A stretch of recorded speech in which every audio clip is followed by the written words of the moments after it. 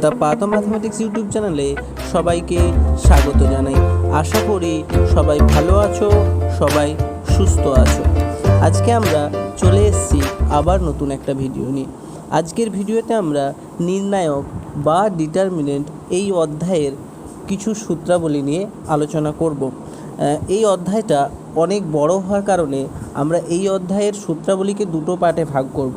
আজকের ভিডিওতে একটা পার্ট আলোচনার মধ্যে থাকবে এবং পরের দিনের ভিডিওতে থাকবে সেকেন্ড পার্ট, অর্থাৎ বাদবাকি যে সমস্ত থিওরিগুলো থেকে যাবে বা সূত্রগুলো থেকে যাবে সেগুলো নিয়ে আমরা আলোচনা করব।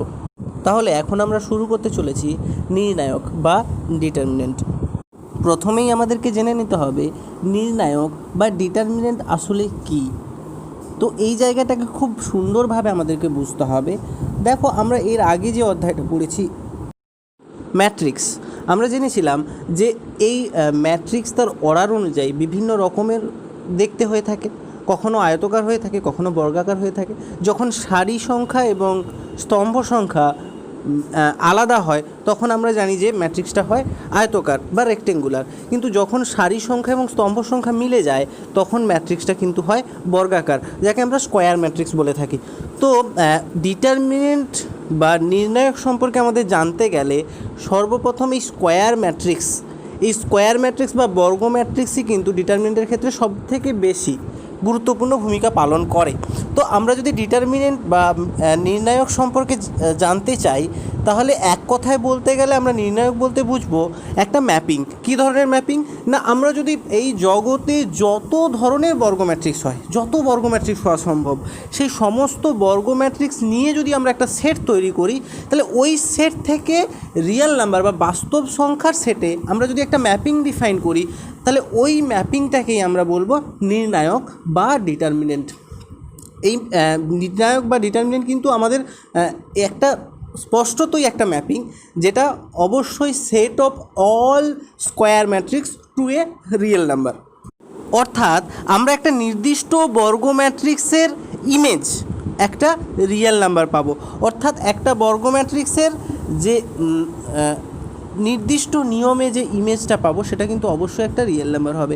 তার জন্য একটা নির্দিষ্ট বর্গ ম্যাট্রিক্স যে নির্দিষ্ট রিয়েল নাম্বারে ম্যাপ করবে সেই রিয়েল নাম্বারটাকেই আমরা বলবো করসপন্ডিং ডিটারমিনেন্টের ভ্যালু। এবং এটা নির্ণয় করার অবশ্যই একটা নির্দিষ্ট নিয়ম রয়েছে, যেমন প্রত্যেকটা ম্যাপিংয়ের ক্ষেত্রেই থাকে। তো একে একে আমরা সব কিছুই জানবো। প্রথমে জানবো যে একটা ডিটারমিনেন্ট বা নির্ণায়ককে আমরা চিহ্নিত করব কিভাবে, ডিফাইন করব কিভাবে। যে একটা বর্গ ম্যাট্রিক্সই কি বর্গ ম্যাট্রিক্স ওটা লিখে দিলেই কি বোঝাবে যে ওটাই একটা ডিটারমিনেন্ট, নাকি তা চিহ্নিত করার জন্য কোনো একটা পদ্ধতি রয়েছে বা নতুন কোনো স্ট্রাকচার রয়েছে, সেটা কিন্তু আমরা প্রথমে দেখে নেব। না, প্রথমে দেখো, আমরা একটা যখন বর্গ ম্যাট্রিক্স বা যে কোনো ম্যাট্রিক্স লিখি তখন কি করি, বড় করে থার্ড ব্র্যাকেট বা বড় করে ফার্স্ট ব্র্যাকেটের মধ্যে আমরা নির্দিষ্ট সারি এবং স্তম্ভগুলোকে লিখে ফেলি এবং তার দ্বারাই আমরা চিহ্নিত করি কি একটা ম্যাট্রিক্সকে। তাহলে এক্ষেত্রে অবশ্যই কি না, ডিটারমিনেন্ট যখন আমরা চিহ্নিত করব সেক্ষেত্রে অবশ্যই ডিটারমিনেন্ট মানেই একটা বর্গ ম্যাট্রিক্স থেকে একটা রিয়েল নাম্বারের ম্যাপিং। তার মানে এখানে কিন্তু একটা বর্গ ম্যাট্রিক্স থাকবে। বর্গ ম্যাট্রিক্স মানে যার সারি সংখ্যা এবং স্তম্ভ সংখ্যা কিন্তু একই হবে। তো ওই বর্গ ম্যাট্রিক্সটাকে আমরা থার্ড বন্ধনী মানে তৃতীয় বন্ধনী বা প্রথম বন্ধনীর মধ্যে বড় করে না লিখে আমরা কি করব, যেমন মডিউলাস হয় সেই বড় করে মডিউলাসের মধ্যে বা মডের মধ্যে লিখব, আর এটাকেই আমরা চিহ্নিত করব ডিটারমিনেন্ট হিসেবে। অর্থাৎ আমরা যদি একটা স্কোয়ার ম্যাট্রিক্স বা বর্গ ম্যাট্রিক্সকে তৃতীয় বন্ধনী বা প্রথম বন্ধনীর মধ্যে বড় করে না লিখে মডিউলাস বা মডের মধ্যে যদি লিখে ফেলি তাহলে সেটাকেই আমরা চিহ্নিত করব ডিটারমিনেন্ট বা নির্ণায়ক হিসেবে। এবং ম্যাট্রিক্সের যেমন একটা অর্ডার থাকে ঠিক একই রকমভাবে ডিটারমিনেন্টেরও একটা অর্ডার থাকে।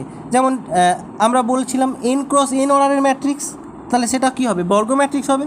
ঠিক একই রকমভাবে ডিটারমিনেন্টের ক্ষেত্রেও আমরা বলবো n অর্ডারের ডিটারমিনেন্ট।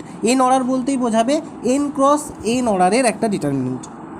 প্রথমে আমরা দেখে নেব 1 ক্রস 1 অর্ডারের বর্গ ম্যাট্রিক্সের ক্ষেত্রে তার ডিটারমিনেন্ট ভ্যালু বা ওই ধরনের ডিটারমিনেন্ট কী ধরনের রিয়েল নাম্বারে ম্যাপ করে। অর্থাৎ 1 ক্রস 1 অর্ডারের ডিটারমিনেন্টের ভ্যালু আমরা কিভাবে নির্ণয় করব।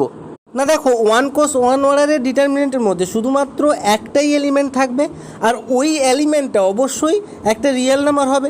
তাহলে ওই রিয়েল নাম্বারকেই আমরা বলছি ওই ডিটারমিনেন্টের ভ্যালু। অর্থাৎ ওয়ান ক্রস ওয়ান অর্ডারের যদি একটা ডিটারমিনেন্ট হয়, তাহলে ওই ডিটারমিনেন্টের যে এলিমেন্টটা ওটাকেই আমরা বলবো ওই ডিটারমিনেন্টের ভ্যালু। এখন আমরা দেখে নেব ট্রু ক্রস ট্রু অর্ডারের যে ডিটারমিনেন্ট তার ভ্যালু আমরা কিভাবে নির্ণয় করব। ট্রু ক্রস ট্রু অর্ডারের ডিটারমিনেন্টের ক্ষেত্রে আমরা জাস্ট ডায়াগোনাল এলিমেন্টগুলোকে গুণ করে বিয়োগ করে দেবো। কীরকম না, প্রথমে আমরা যে প্রিন্সিপাল ডায়াগোনালের যে দুটো এলিমেন্ট আছে অর্থাৎ A11 আর A22 এই দুটোকে গুণ করব, এবং আর একটা যে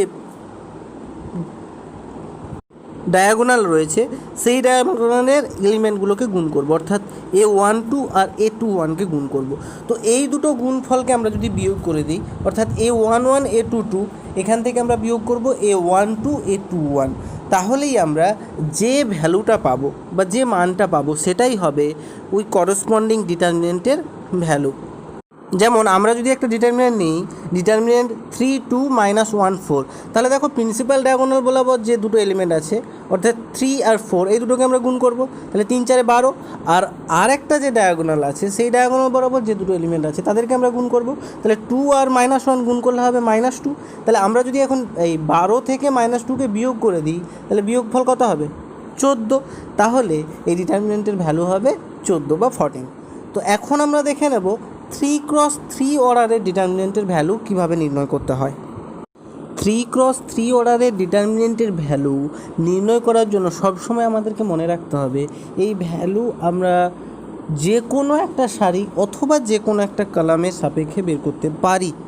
তাহলে প্রথম কাজ, 3 ক্রস 3 অর্ডারের ডিটারমিনেন্টের ভ্যালু বের করতে গেলে আমাদের প্রথম কাজ হলো যে কোনো একটা সারি বা স্তম্ভকে নির্দিষ্ট করা।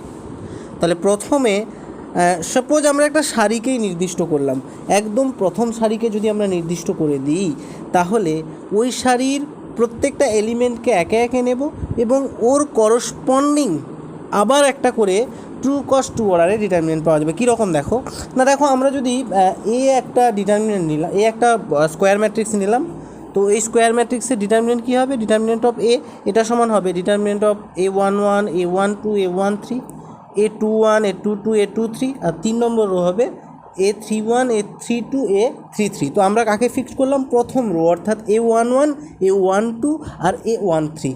এই প্রথম রোতে এই তিনটে যে এলিমেন্ট আছে, তাহলে আমরা কি করলাম, এই প্রথম রোটাকে ফিক্সড করলাম। তাহলে প্রথম রোয়ের প্রথম এলিমেন্ট হচ্ছে A11, তাহলে A11-এর সাপেক্ষে যখন আমরা 2 ক্রস 2 অর্ডারের ডিটারমিনেন্ট আমরা খুঁজে বের করতে চাইবো, তখন কি করব না, A11-এর সোজাসুজি যে রো রয়েছে এবং সোজাসুজি যে কলামটা রয়েছে সেই দুটো জিনিসটাকে বাদ দিয়ে দিতে হবে। অর্থাৎ A1-এর সোজাসুজি রো এবং সোজাসুজি কলাম এই দুটোকে এলিমিনেট বা আলাদা করে ভাবতে হবে, এবং এই দুটো বাদ দিলে বাদবাকি যেটা পড়ে থাকবে সেটা কিন্তু একটা ডিটারমিনেন্টের স্ট্রাকচারে পড়ে থাকবে, এবং ওই ডিটারমিনেন্টটা হবে ট্রু ক্রস ট্রু অর্ডারের ডিটারমিনেন্ট। অর্থাৎ A11-এর করসপন্ডিং ডিটারমিনেন্ট আমরা পাবো কত, A22 A23 A32 A33 এই ডিটারমিনেন্টটা পাবো।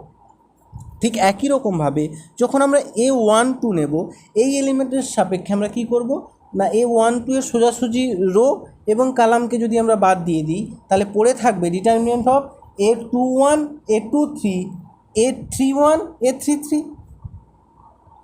এবং 3 নম্বরের ক্ষেত্রে A13 A13 এই 13 এলিমেন্টের করসপন্ডিং ডিটারমিনেন্ট বের করার জন্য আমরা কি করব না, A13 এর সোজাসুজি যে রো এবং কলাম রয়েছে সেটাকে আমরা বাদ দেব। বাদ দিলে পরে যে ডিটারমিনেন্টটা থাকবে সেই ডিটারমিনেন্টটা হবে determinant of A21 A22 A31 A32। তাহলে আমরা একটা নির্দিষ্ট রোয়ের প্রত্যেকটা এলিমেন্টের সাপেক্ষে করসপন্ডিং ডিটারমিনেন্টগুলো বের করে নিতে পারলাম।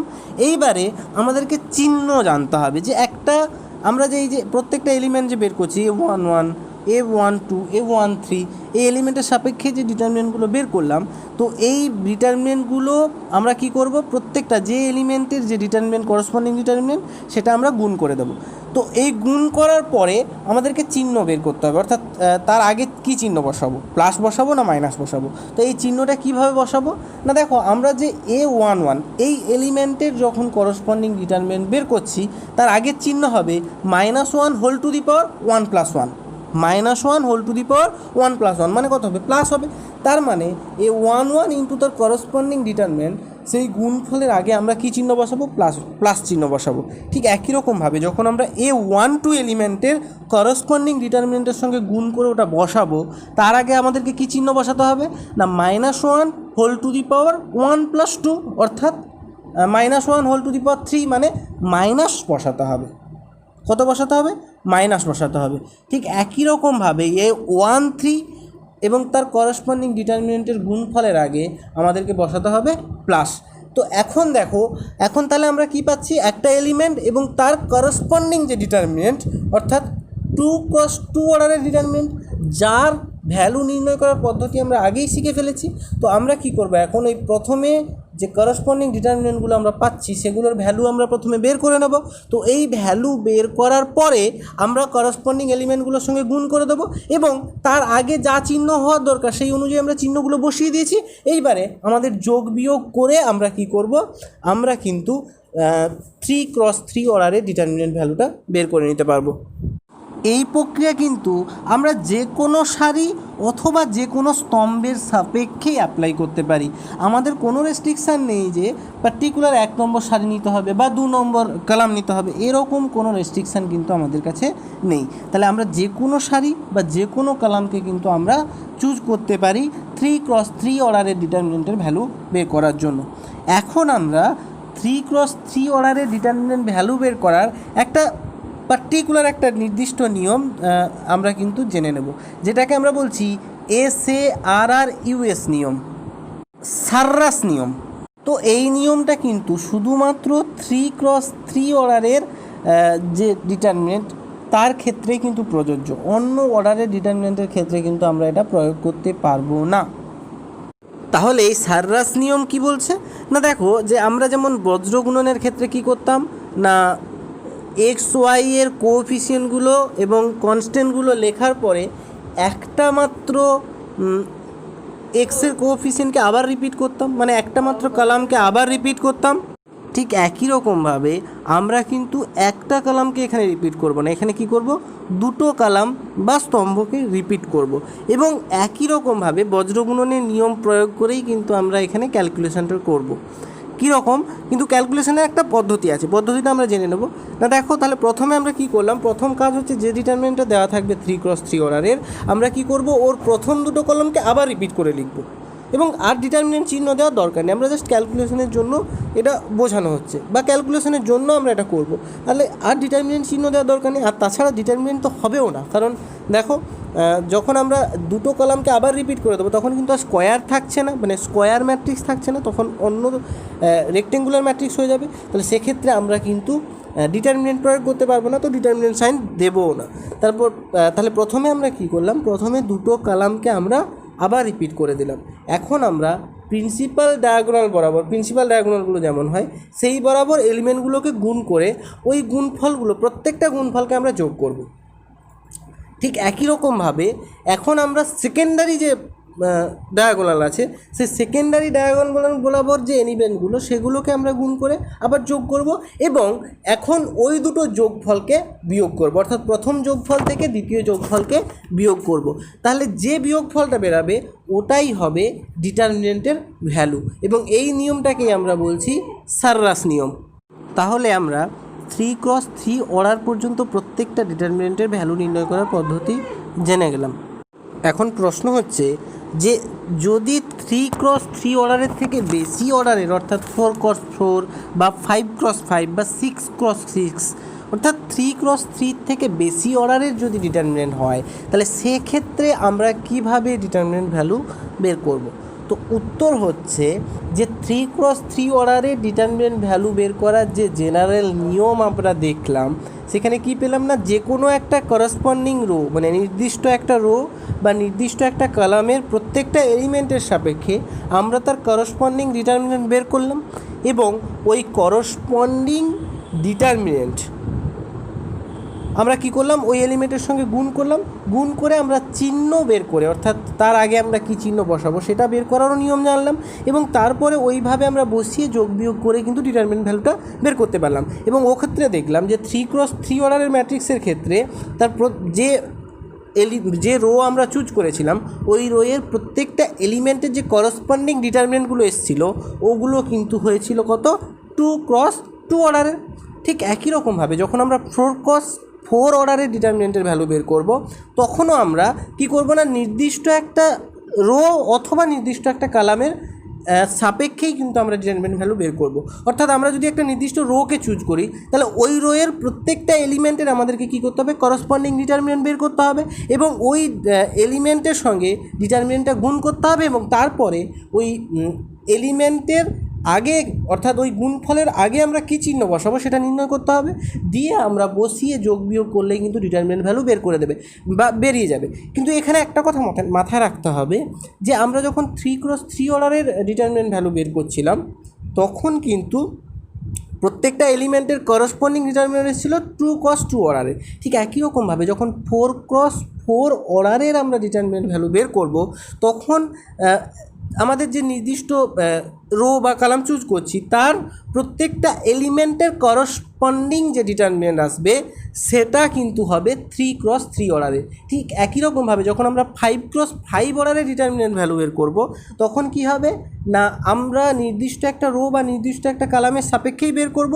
এবং প্রত্যেকটা রোয়ের যে নির্দিষ্ট মানে এলিমেন্টগুলো থাকবে ওই এলিমেন্টের করসপন্ডিং ডিটারমিনেন্ট বের করব, এবং ওই ডিটারমিনেন্টগুলো হবে 4x4 অর্ডারের। অর্থাৎ একটা করে অর্ডার কিন্তু কমে যাবে যখন আমরা করসপন্ডিং একটা এলিমেন্টের করসপন্ডিং ডিটারমিনেন্ট বের করব। তো এই জেনারেল নিয়ম প্রয়োগ করে আমরা যে কোনো অর্ডারের কিন্তু ডিটারমিনেন্ট ভ্যালু বের করতে পারবো। এখন আমরা জেনে নেব একটা ম্যাট্রিক্সের ক্ষেত্রে মাইনর এবং কোফ্যাক্টর বলতে আমরা কি বুঝবো। মাইনরের বাংলা বলছে মাইনর এবং কোফ্যাক্টরের বাংলা বলছে সহ উৎপাদক। তাহলে এই মাইনর এবং সহ উৎপাদক আমরা কিভাবে নির্ণয় করব সেটা কিন্তু আমাদেরকে জেনে নিতে হবে। তো প্রথমত এই মাইনর এবং কোফ্যাক্টর জানার আগে আমাদেরকে সবসময় মনে রাখতে হবে এই মাইনর বা কোফ্যাক্টর কিন্তু একটা এলিমেন্টের হয়, একটা ম্যাট্রিক্সের নয়। অর্থাৎ একটা নির্দিষ্ট ম্যাট্রিক্স, ওই ম্যাট্রিক্সের একটা নির্দিষ্ট এলিমেন্টেরই মাইনর অথবা কোফ্যাক্টর হয়। অর্থাৎ একটা ম্যাট্রিক্স এ যদি একটা ম্যাট্রিক্স নিই তাহলে 3x3 অর্ডারের যদি ম্যাট্রিক্স হয় তাহলে ওর মধ্যে মোট কতগুলো এলিমেন্ট থাকবে, 9টা এলিমেন্ট থাকবে। তাহলে ওই 9টা এলিমেন্টের প্রত্যেকটা এলিমেন্টেরই আলাদা আলাদা মাইনর এবং কোফ্যাক্টর পাওয়া যাবে। তো আমরা মাইনর বলতে বুঝবো কি না, আমরা একটু আগে যে এলিমেন্টের করসপন্ডিং ডিটারমিনেন্ট বের করছিলাম, মানে একটা 3x3 অর্ডার বা 4x4 অর্ডারের যে ডিটারমিনেন্ট ভ্যালু বের করার জন্য একটা নির্দিষ্ট রো বা কলামের যে এলিমেন্টগুলো আমরা চুজ করেছিলাম ওই এলিমেন্টগুলোর সাপেক্ষে করসপন্ডিং ডিটারমিনেন্ট বের করা আমরা শিখেছিলাম বা বের করার নিয়ম আমরা জেনেছিলাম। ওই একই নিয়মেই কিন্তু আমরা মাইনর এবং কোফ্যাক্টর বের করতে পারবো। তাহলে মাইনরটা শুধুমাত্র করসপন্ডিং ডিটারমিনেন্টটাকে আমরা বলবো, এবং কোফ্যাক্টরটাকে কি বলবো না, কোফ্যাক্টরটা হবে চিহ্ন সহ মাইনরকে আমরা কোফ্যাক্টর বলবো। তো আমরা একটু বিস্তারিত যাচ্ছি। দেখো বলছে এ যদি একটা বর্গ ম্যাট্রিক্স হয়, সেটা এন অর্ডারের একটা বর্গ ম্যাট্রিক্স, তাহলে এ আই জে এই এলিমেন্টের মাইনর আমরা কি করব না, এ আই জে যে রো এবং যে কলামের সোজাসুজি থাকবে সেই রো এবং কলামটাকে বাদ দিয়ে দেবো, এবং বাদ দিয়ে দিলে যেটা পড়ে থাকবে সেটা কি হবে, n-1 এই অর্ডারের একটা বর্গ ম্যাট্রিক্স হবে। তো এবং যেহেতু ওটা একটা বর্গ ম্যাট্রিক্স তাহলে ওর করসপন্ডিং ডিটারমিনেন্টও আমরা পাবো। তো ওই করসপন্ডিং ডিটারমিনেন্টটাকেই আমরা বলছি এ আই যে এলিমেন্টের মাইনর। অর্থাৎ এই যে এই এলিমেন্টের মাইনর কিন্তু একটা ডিটারমিনেন্ট হবে কত অর্ডারের, n-1 অর্ডারের। যদি এ ম্যাট্রিক্সটা এন অর্ডারের হয় তাহলে এ ম্যাট্রিক্স এন অর্ডারের হলে ওই এ ম্যাট্রিক্সের একটা এলিমেন্টের মাইনর হবে n-1 অর্ডারের একটা ডিটারমিনেন্ট। এবং ওই ডিটারমিনেন্টটা আমরা কীভাবে পাবো না, এ আই যেটা যে রো এবং যে কলামের সোজাসুজি বসে থাকবে ওই রো এবং কলামটাকে বাদ দিয়ে দিলে বাকি যে ডিটারমিনেন্টটা পড়ে থাকবে সেটা কিন্তু n-1 অর্ডারের একটা ডিটারমিনেন্ট ফর্ম করবে। ওই ডিটারমিনেন্টটাকেই আমরা বলছি মাইনর। এইবারে আমরা যদি চলে আসি কোফ্যাক্টরের দিকে, তাহলে কোফ্যাক্টরও কিন্তু অবশ্যই একটা নির্দিষ্ট এলিমেন্টের হয়ে থাকে। ঠিক একই রকমভাবে এ যদি একটা বর্গ ম্যাট্রিক্স হয়, এন অর্ডারের একটা বর্গ ম্যাট্রিক্স হয়, তাহলে এ আই যে এই এলিমেন্টের কোফ্যাক্টর হবে কি একটা ডিটারমিনেন্ট, এবং এই ডিটারমিনেন্টের আগে একটা প্লাস অথবা মাইনাস চিহ্ন থাকবে। তো এই প্লাস অথবা মাইনাস চিহ্ন আমরা কীভাবে নির্ণয় করব না, যেহেতু আমরা যে এই এলিমেন্টের কোফ্যাক্টর নির্ণয় করছি, তাহলে আমরা কি করব না এর চিহ্নটা হবে -1 j, এবং এই যে ডিটারমিনেন্টটা আমরা যেটা কথা বলছি n-1 অর্ডারের ডিটারমিনেন্ট, এটা কিন্তু যেভাবে আমরা মাইনর বের করেছিলাম ঠিক একই রকমভাবে বের করব। অর্থাৎ যে সারি এবং অথবা যে স্তম্ভে অবস্থিত, ওই সারি এবং স্তম্ভটাকে বাদ দিলে বাদ বাকি যে ডিটারমিনেন্টটা পড়ে থাকবে ওটাই হবে n-1 অর্ডারের ডিটারমিনেন্ট। ওর আগে যে প্লাস অথবা মাইনাস চিহ্ন যেটা আমাদের নিয়ম অনুযায়ী বসবে, সেটা বসিয়ে দিলেই কিন্তু আমরা ওই যে এলিমেন্টের কোফ্যাক্টরটা পেয়ে যাব। উদাহরণস্বরূপ যদি আমরা A11 এই এলিমেন্টের কোফ্যাক্টর বের করতে চাই, তাহলে এর চিহ্ন হবে -1 + 1 মানে -1 হোল স্কোয়ার, অর্থাৎ +1, অর্থাৎ আগে যে ডিটারমিনেন্ট তার আগে কিন্তু প্লাস চিহ্ন বসবে, এবং ওখানে ডিটারমিনেন্ট হিসেবে আমরা কি বসাবো, মাইনরকে বসাবো। অর্থাৎ A11 এই এলিমেন্টের কোফ্যাক্টর হবে প্লাস তারপরে বসবে মাইনর অফ A11, মানে A11 এর মাইনরের আগে যদি আমরা প্লাস বসিয়ে দিই, অর্থাৎ এক্ষেত্রে A11 এর মাইনরটাই হবে কিন্তু A11 এলিমেন্টের কোফ্যাক্টর। এখন আমরা এই কোফ্যাক্টরের ধর্ম কাজে লাগিয়ে দুটি খুব গুরুত্বপূর্ণ উপপাদ্য আমরা কিন্তু জেনে নেব। প্রথম উপপাদ্যটা বলছে যদি এ একটি n অর্ডারের বর্গ ম্যাট্রিক্স হয়, তাহলে তার যে কোনো সারি বরাবর উপাদানের সঙ্গে তাদের সহ উৎপাদকের গুণফলের যে সমষ্টি, সেটা কিন্তু ডিটারমিনেন্ট এ ম্যাট্রিক্সের ডিটারমিনেন্ট ভ্যালুর সঙ্গে সমান হবে।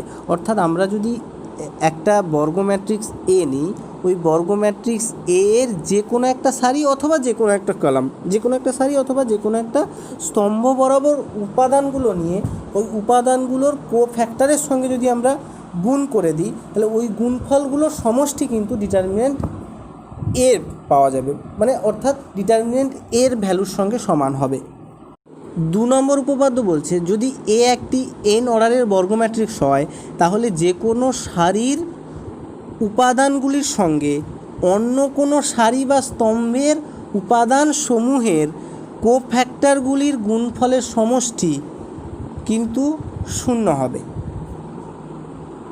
অর্থাৎ ধরো আমরা একটা ম্যাট্রিক্সের আমরা প্রথম সারি নিলাম, কিন্তু আমরা ওই প্রথম সারির প্রত্যেকটা এলিমেন্টের সঙ্গে দ্বিতীয় সারির কোফ্যাক্টরগুলো গুণ করছি, দ্বিতীয় সারির যে এলিমেন্ট তার কোফ্যাক্টরগুলো গুণ করছি, তাহলে সেক্ষেত্রে ওই গুণফলের সমষ্টিটা কিন্তু সবসময় 0 হবে।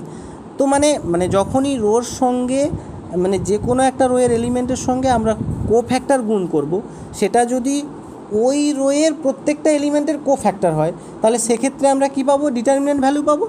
আর যদি ওই রোয়ের প্রত্যেকটা এলিমেন্টের কোফ্যাক্টর না হয়ে অন্য রো বা অন্য কলামের কোফ্যাক্টরগুলোর গুণফল হয়, এবং তারপরে আমরা যদি তাদের সমষ্টি করি, তাহলে সেক্ষেত্রে কিন্তু সেই সমষ্টির মানটা সবসময় 0 হবে। এখন আমরা ডিটারমিনেন্টের বেশ কিছু প্রপার্টি জেনে নেব। প্রথম প্রপার্টি বলছে এ যদি একটা n অর্ডারের বর্গ ম্যাট্রিক্স হয়, তাহলে ডিটারমিনেন্ট অফ এ সমান ডিটারমিনেন্ট অফ এ ট্রান্সপোজ হবে। তাহলে এ যদি একটা বর্গ ম্যাট্রিক্স হয়, তাহলে ওই বর্গ ম্যাট্রিক্সের ট্রান্সপোজও আমরা পাবো। এখন বলছে যে ডিটারমিনেন্ট এর ভ্যালু যা হবে, ডিটারমিনেন্ট এ ট্রান্সপোজের ভ্যালুও তাই হবে। অর্থাৎ একটা ম্যাট্রিক্স এবং ওই ম্যাট্রিক্সের পরিবর্ত ম্যাট্রিক্স, এই দুটো ডিটারমিনেন্ট ভ্যালু কিন্তু সবসময় সমান হয়ে থাকে।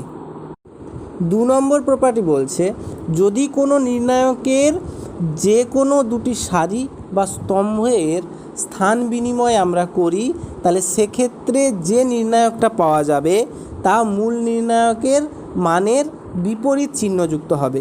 অর্থাৎ দেখো, এ যদি একটা বর্গ ম্যাট্রিক্স হয় n অর্ডারের, তাহলে বলছে আমরা বি এমন একটা ম্যাট্রিক্স পেলাম যেখানে কি করেছি, শুধুমাত্র এর যে কোনো দুটো সারি বা যে কোনো দুটো স্তম্ভকে ইন্টারচেঞ্জ করে দিয়েছি। তাহলে সেক্ষেত্রে যে বি ম্যাট্রিক্সটা পেলাম, ওই বি ম্যাট্রিক্সটার যে ডিটারমিনেন্ট ভ্যালু, সেটা কিন্তু এ ম্যাট্রিক্সের ডিটারমিনেন্ট ভ্যালুর সঙ্গে মাইনাস গুণ করে দিলেই সমান হয়ে যাবে, অর্থাৎ ডিটারমিনেন্ট অফ বি সমান হবে minus of determinant of A. 3 number property বলছে যে একটা ডিটারমিনেন্টের যদি দুটো সারি বা দুটো স্তম্ভ পরস্পর মিলে যায়, মানে আইডেন্টিক্যাল হয়ে যায়, তাহলে সেক্ষেত্রে ওই ডিটারমিনেন্টের ভ্যালু কিন্তু সবসময় শূন্য হবে।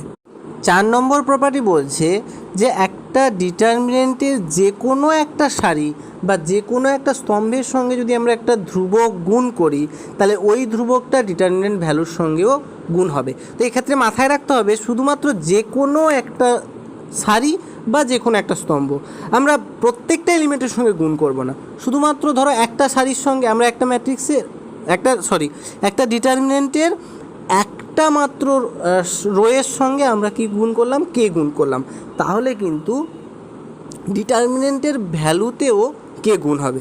আবার দেখো আমরা এখন কি করলাম, ওই একটা ডিটারমিনেন্টের দুটো সারিতে আমরা কে গুণ করছি, পরপর বা যে কোনো দুটো সারিতে আমরা কি করছি, কে গুণ করছি, তাহলে ডিটারমিনেন্ট ভ্যালুতে কিন্তু দুটো কে গুণ করতে হবে। দুটোকে মানে কে স্কোয়ার, তাহলে কে স্কোয়ার গুণ করতে হবে কোথায়, ডিটারমিনেন্ট ভ্যালুতে। ঠিক একই রকমভাবে বলছে যদি এ একটা বর্গ ম্যাট্রিক্স হয়, তাহলে ডিটারমিনেন্ট অফ কে ইন্টু এ, এই যে ম্যাট্রিক্স কে একটা ম্যাট্রিক্স, তো তাহলে ওই ম্যাট্রিক্সের ডিটারমিনেন্ট ভ্যালু সমান হবে k to the power n into determinant of A. 5 number property বলছে যদি কোনো ডিটারমিনেন্টের একটি রো বা কলামকে দুই বা তার বেশি অধিক পদের সমষ্টি রূপে প্রকাশ করা যায়, তাহলে ডিটারমিনেন্টটিকেও দুই বা তার বেশি অধিক ডিটারমিনেন্টের সমষ্টি রূপে প্রকাশ করা যাবে। আমরা যদি একটা ডিটারমিনেন্টের প্রথম রোকে দুটো পদের বা দুটো টার্মের সমষ্টি আকারে লিখি, প্রথম রোয়ের প্রত্যেকটা এলিমেন্টকে দুটো টার্মের সমষ্টি আকারে লিখি, যেমন ধরো প্রথম রোকে আমরা লিখলাম a1 প্লাস আলফা 1 ফার্স্ট টার্মকে, সেকেন্ড টার্মকে আমরা লিখলাম b1 প্লাস বিটা 1, আর থার্ড টার্মকে লিখলাম c1 প্লাস গামা 1 আকারে। তাহলে ওই যে ডিটারমিনেন্ট ওটাকে আমরা দুটো ডিটারমিনেন্টের সমষ্টি আকারে লিখতে পারবো, যেখানে প্রথম ডিটারমিনেন্টে ফার্স্ট রোতে থাকবে a1 b1 c1 এবং দ্বিতীয় ডিটারমিনেন্টের ফার্স্ট রোতে থাকবে আলফা 1 বিটা 1 গামা 1। অর্থাৎ এখানে একটা জিনিস হাইলাইটস করে দেওয়াই ভালো, যেমন আমরা ম্যাট্রিক্সের ক্ষেত্রে দুটো ম্যাট্রিক্সের যোগ শিখেছিলাম, অর্থাৎ ম্যাট্রিক্সের যোগ যে নিয়মে আমরা করতাম, ডিটারমিনেন্টের ক্ষেত্রে কিন্তু সেই রুলস বা যোগের নিয়ম খাটবে না। ডিটারমিনেন্টের ক্ষেত্রে যোগটা সম্পূর্ণ আলাদাভাবে হবে, অর্থাৎ এই যোগের ক্ষেত্রে আমরা কিন্তু নির্দিষ্ট কোনো নিয়ম ফলো করব না।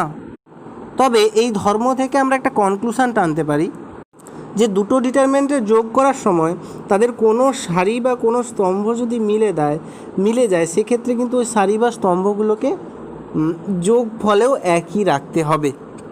এখন 6 নম্বর প্রপার্টি বলছে যে একটা ডিটারমিনেন্ট দেওয়া আছে, এখন আমরা আর একটা ডিটারমিনেন্ট বের করতে চাইছি, যে ডিটারমিনেন্টে কি থাকবে না, আগের ডিটারমিনেন্টের দুটো যে রো বা দুটো কলাম বা দুটোর বেশি তিনটে কলাম বা তিনটে রো পরস্পর যোগ আকারে থাকবে। অথবা আমরা কি করব, যে কোনো একটা রোকে একটা কনস্ট্যান্ট দিয়ে গুণ করলাম, দিয়ে অন্য একটা রোর সঙ্গে যোগ করলাম, দিয়ে যদি এইভাবে কোনো একটা ডিটারমিনেন্ট তৈরি করি, তাহলে সেক্ষেত্রে নতুন যে ডিটারমিনেন্ট তৈরি হবে সেটা কিন্তু প্রথমের ডিটারমিনেন্ট ভ্যালু থেকে কখনোই আলাদা হবে না। অর্থাৎ প্রথমের যে ডিটারমিনেন্ট ভ্যালু যা ছিল, দ্বিতীয় ক্ষেত্রে আমরা যে ডিটারমিনেন্টটা পাচ্ছি মানে লিনিয়ার কম্বিনেশান লাগিয়ে, সেটাও কিন্তু মানে তার ডিটারমিনেন্ট ভ্যালুটাও কিন্তু একই থাকবে, অর্থাৎ ডিটারমিনেন্ট ভ্যালুতে কোনো পরিবর্তন লক্ষ্য করা যাবে না। 7 নম্বর প্রপার্টি বলছে এ যদি একটা ডায়াগোনাল ম্যাট্রিক্স হয়, তাহলে ডিটারমিনেন্ট এ সমান হবে শুধুমাত্র ডায়াগোনাল এলিমেন্টগুলোর গুণফল।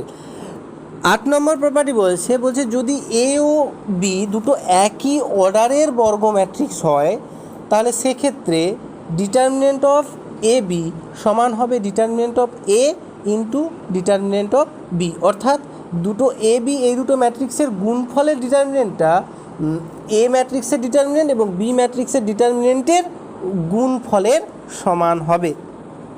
9 নম্বর প্রপার্টি বলছে যদি একটি ডিটারমিনেন্টের প্রত্যেকটা পদ এক্সের একটা পলিনোমিয়াল হয় এবং সেক্ষেত্রে আমরা দেখতে পাই যে এক্সের জায়গায় যদি এ বসাই তাহলে সেক্ষেত্রে ডিটারমিনেন্ট ভ্যালুটা শূন্য হয়ে যাচ্ছে, তাহলে অবশ্যই এক্স মাইনাস এ ওই ডিটারমিনেন্টের একটা ফ্যাক্টর বা উৎপাদক হবে। বলছে আবার যদি আমরা দেখতে পাই যে এক্সের জায়গায় এ বসালে আর সংখ্যক সারি বা আর সংখ্যক স্তম্ভ পরস্পর আইডেন্টিক্যাল অর্থাৎ একই হয়ে যাচ্ছে বা মিলে যাচ্ছে, তাহলে সেক্ষেত্রে x minus a whole to the power r minus one এটা একটা উৎপাদক হবে। তাহলে এই জায়গাটা ভালো করে লক্ষ্য করতে হবে কি না, এক্সের জায়গায় এ বসালে, যেহেতু আমরা প্রত্যেকটা পদকে কি বলছি একটা এক্সের একটা পলিনোমিয়াল, তাহলে আমরা এক্সের জায়গায় এ বসালে দেখতে পাচ্ছি কি আর সংখ্যক সারি অথবা আর সংখ্যক স্তম্ভ পরস্পর একই হয়ে যাচ্ছে বা আইডেন্টিক্যাল হয়ে যাচ্ছে, তাহলে সেক্ষেত্রে x minus a whole to the power r minus one এটা কিন্তু ওই ডিটারমিনেন্টের একটা উৎপাদক হবে। 10 নম্বর প্রপার্টি বলছে যে কোনো যুগ্মক্রমের বিপ্রতিসম নির্ণায়কের মান সবসময় পূর্ণবর্গ হবে। অর্থাৎ আমরা যদি একটা ইভেন অর্ডারের স্কিউ সিমেট্রিক ম্যাট্রিক্স নিই তাহলে সেক্ষেত্রে ওই যে ম্যাট্রিক্সের ডিটারমিনেন্ট ভ্যালুটা সবসময় কিন্তু পূর্ণবর্গ হবে। এবং আমরা যদি যে কোনো একটা অযুগ্ম ক্রমের বিপ্রতিসম নির্ণায়কের মানে ম্যাট্রিক্স নিই তাহলে তার নির্ণায়কের মান সবসময় কী হবে, শূন্য হবে। অর্থাৎ আমরা যদি একটা অড অর্ডারের স্কিউ সিমেট্রিক ম্যাট্রিক্স নিই তাহলে ওই ম্যাট্রিক্সের ডিটারমিনেন্ট ভ্যালু কিন্তু সবসময় শূন্য হবে। আমরা ডিটারমিনেন্টের সমস্ত ধর্মগুলো নিয়ে আলোচনা করলাম। এখন আমরা একটা খুব গুরুত্বপূর্ণ জায়গায় চলে যাব, adjoint of A square matrix, যাকে বাংলায় বলছি সংলগ্ন বর্গ ম্যাট্রিক্স। তো এই সংলগ্ন বর্গ ম্যাট্রিক্স কিন্তু খুব একটা ভাইটাল জায়গা, খুব ইম্পর্ট্যান্ট জায়গা। তো আমরা এখন জেনে নেব যে adjoint of A square matrix বলতে আমরা কী বুঝবো। তো আমরা আগে বলে রাখি যে এটা জানার আগে আমরা কোফ্যাক্টরের একটা জায়গা একটু বলে নেব, যে এআই যে স্মল এআই যে এটা যদি একটা এলিমেন্ট হয় তাহলে এই এলিমেন্টের কোফ্যাক্টরকে আমরা ক্যাপিটাল এআই যে দ্বারা চিহ্নিত করি, এবং কোফ্যাক্টর দ্বারা যে উৎপন্ন ম্যাট্রিক্স সেটাকে আমরা কিভাবে চিহ্নিত করি না ম্যাট্রিক্স অফ এআই যে যার অর্ডার এম ক্রস এন বা এন ক্রস এন যাই হোক সেইভাবে কিন্তু আমরা চিহ্নিত করি। তো এখন আমরা জেনে নেব adjoint of A square matrix বলতে আমরা কী বুঝবো। বলছে এ যদি একটা ম্যাট্রিক্স হয় এক্ষেত্রে এটাকে স্কোয়ার ম্যাট্রিক্স অবশ্যই হতে হবে। তাহলে এই এ ম্যাট্রিক্সের অ্যাডজয়েন্ট ম্যাট্রিক্স বলতে আমরা বুঝবো না ওই এ ম্যাট্রিক্সের সমস্ত এলিমেন্টগুলোর কোফ্যাক্টরগুলো দ্বারা গঠিত যে ম্যাট্রিক্স ওই ম্যাট্রিক্সের ট্রান্সপোজ বা পরিবর্তন ম্যাট্রিক্সকে, যাকে আমরা চিহ্নিত করব অ্যাডজয়েন্ট অফ ক্যাপিটাল এ দ্বারা। তাহলে ক্যাপিটাল এ যদি একটা স্কোয়ার ম্যাট্রিক্স হয় তাহলে ওই এ স্কোয়ার ম্যাট্রিক্সের অ্যাডজয়েন্ট ম্যাট্রিক্সকে আমরা কিভাবে চিহ্নিত করব, ই অ্যাডজয়েন্ট অফ এ দ্বারা, এবং সেটা সমান কি হবে না এ ম্যাট্রিক্সের প্রত্যেকটা এলিমেন্টের কোফ্যাক্টর দ্বারা উৎপন্ন যে ম্যাট্রিক্স সেই ম্যাট্রিক্সের পরিবর্তন ম্যাট্রিক্স বা ট্রান্সপোজ ম্যাট্রিক্স। এখন আমরা এই অ্যাডজয়েন্ট ম্যাট্রিক্স সংক্রান্ত কয়েকটা উপপাদ্য জেনে নেব, এবং মাথায় রাখতে হবে এই উপপাদ্যগুলো কিন্তু খুবই গুরুত্বপূর্ণ উপপাদ্য। প্রথম উপপাদ্য বলছে এ যদি একটা এন অর্ডারের বর্গ ম্যাট্রিক্স হয় তাহলে এ ইন্টু অ্যাডজয়েন্ট এ সমানই হবে অ্যাডজয়েন্ট এ ইন্টু এ, এবং এটা সমান হবে determinant of A into identity matrix, যেখানে আইটা মানে আইডেন্টিটি ম্যাট্রিক্সটা অবশ্যই এন অর্ডারের স্কোয়ার ম্যাট্রিক্স হবে। 2 নম্বর উপপাদ্য বলছে অ্যাডজয়েন্ট অফ এ বি সমান adjoint of B into adjoint of এ।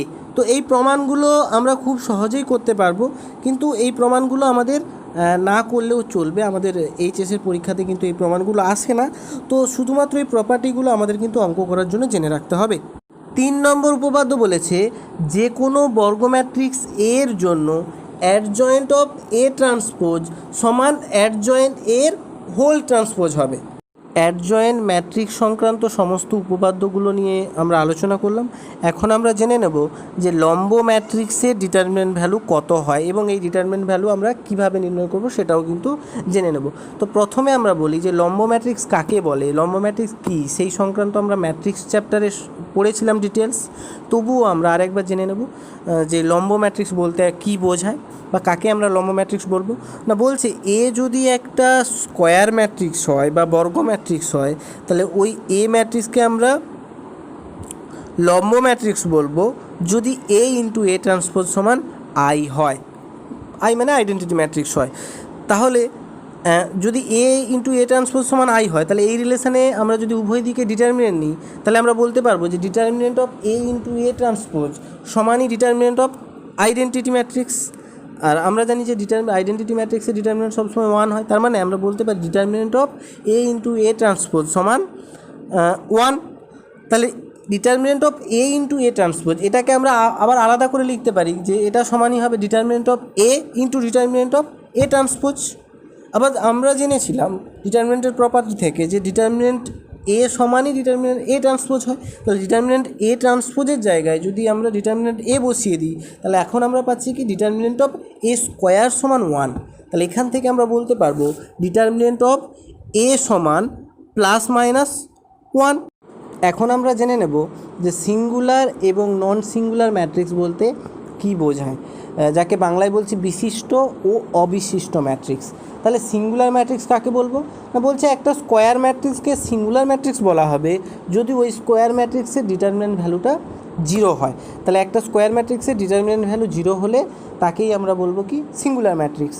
এবং একটা স্কোয়ার ম্যাট্রিক্সের ডিটারমিনেন্ট ভ্যালু যদি নট ইকুয়ালস টু 0 হয়, মানে নন জিরো হয়, তাহলে সেক্ষেত্রে তাকে আমরা বলবো নন সিঙ্গুলার বা অবশিষ্ট ম্যাট্রিক্স। এখন আমরা একটা খুব গুরুত্বপূর্ণ উপপাদ্য সম্পর্কে জেনে নেব। বলছে যে একটা বর্গ ম্যাট্রিক্স এ, এই বর্গ ম্যাট্রিক্স এ ইনভার্টেবল বা বিপরীতকরণযোগ্য হবে যদি এ একটি নন সিঙ্গুলার বা অবশিষ্ট ম্যাট্রিক্স হয়। মানে ডিটারমিনেন্ট অফ এর ভ্যালু যদি নট ইকুয়ালস টু 0 বা নন জিরো হয়, তাহলে একটা বর্গ ম্যাট্রিক্সকে আমরা ইনভার্টেবল বা বিপরীতকরণযোগ্য তখনই বলবো যদি ওই বর্গ ম্যাট্রিক্সের ডিটারমিনেন্ট ভ্যালুটা নন জিরো বা নট ইকুয়ালস টু 0 হয়। এখন প্রশ্ন হচ্ছে যে তাহলে নন সিঙ্গুলার ম্যাট্রিক্স হলে তার ইনভার্স যদি নির্ণয় করা যায়, তাহলে সেই ইনভার্স আমরা কী করে নির্ণয় করতে পারি? না, দেখো আমরা একটা ম্যাট্রিক্সের ইনভার্স নির্ণয় করার মোট কতগুলো পদ্ধতি বলেছিলাম? 3টে পদ্ধতি রয়েছে। একটা হচ্ছে এলিমেন্টারি রো অপারেশন, 2 নম্বরটা হচ্ছে এলিমেন্টারি কলাম অপারেশন, আর 3 নম্বরটা হচ্ছে অ্যাডজয়েন্ট অফ এ ম্যাট্রিক্সের সাহায্যে, যেটা আমরা ম্যাট্রিক্স অধ্যায়ে আগে থেকে বলেছিলাম। তাহলে ম্যাট্রিক্স অধ্যায়ে আমরা এলিমেন্টারি রো অপারেশন করে ইনভার্স নির্ণয় শিখেছি, এলিমেন্টারি কলাম অপারেশন করে ইনভার্স নির্ণয় শিখেছি। এখন আমরা অ্যাডজয়েন্ট ম্যাট্রিক্সের ধর্ম কাজে লাগিয়ে ইনভার্স কীভাবে নির্ণয় করা যায় সেটা জেনে নেব। আর এবং আগের ম্যাট্রিক্স নিয়ে আলোচনাতেই স্পষ্টভাবে বলা হয়েছিল যে একটা ম্যাট্রিক্সকে ইনভার্টেবল বা বিপরীতকরণযোগ্য হতে গেলে ওই ম্যাট্রিক্সটাকে অবশ্যই বর্গ ম্যাট্রিক্স হতে হবে। তাহলে এখন বলছে একটা বর্গ ম্যাট্রিক্স এ যদি নন সিঙ্গুলার হয় বা যার ডিটারমিনেন্ট ভ্যালুটা যদি নট ইকুয়ালস টু 0 হয়, তাহলে সেক্ষেত্রে এ ইনভার্স সমান হবে adjoint of A by determinant of A. অর্থাৎ একটা এ ম্যাট্রিক্স এ যদি একটা বর্গ ম্যাট্রিক্স হয়, তাহলে এই এ ম্যাট্রিক্সের ইনভার্স সমানই হবে কি না adjoint of A matrix by determinant of A. অর্থাৎ ডিটারমিনেন্ট অফ এ মানে একটা ভ্যালু। তো এই সূত্র প্রয়োগ করেও আমরা খুব সহজেই কিন্তু যে কোনো একটা বর্গ ম্যাট্রিক্সের ইনভার্স বের করতে পারি। তো ইনভার্স ম্যাট্রিক্সের সমস্ত ধর্ম নিয়ে কিন্তু আমরা আগের চ্যাপ্টারে আলোচনা করেছিলাম, তাই আর আমরা এই নিয়ে আলোচনা করব না। তো আজকের ভিডিওতে এইটুকুই আমরা ডিটারমিনেন্ট সম্পর্কে আলোচনা করলাম। পরের ভিডিওতে বাদবাকি ডিটারমিনেন্ট সংক্রান্ত যে সমস্ত সূত্রাবলী বা থিওরি থেকে গেল সেগুলো নিয়ে কিন্তু আমরা আলোচনা করব। ভিডিওটি ভালো লেগে থাকলে লাইক করো, বন্ধুদের সঙ্গে শেয়ার করো, আর এই চ্যানেলের সমস্ত ভিডিও নোটিফিকেশান সবার আগে পাওয়ার জন্য চ্যানেলটিকে সাবস্ক্রাইব করো। দেখা হচ্ছে পরের ভিডিওতে।